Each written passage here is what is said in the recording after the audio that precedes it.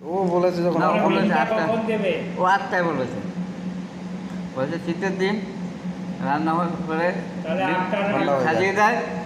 হ্যাঁ, কিন্তু পরে খেতে পারে না, অনেক অসুবিধা হয়।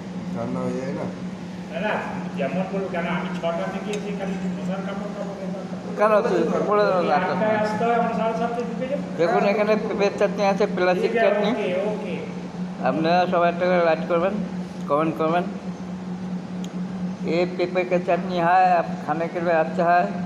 लेबू दे के हो गया। 15 মিনিট 15-20 মিনিট লাগবে, এই তো জল দিল ফুটবে হবে। आप लोग सब लाइक करेगा, कमेंट करेगा। কি ভিডিও করো অন করে রেখে দিয়েছি। হ্যাঁ ওই সব করে।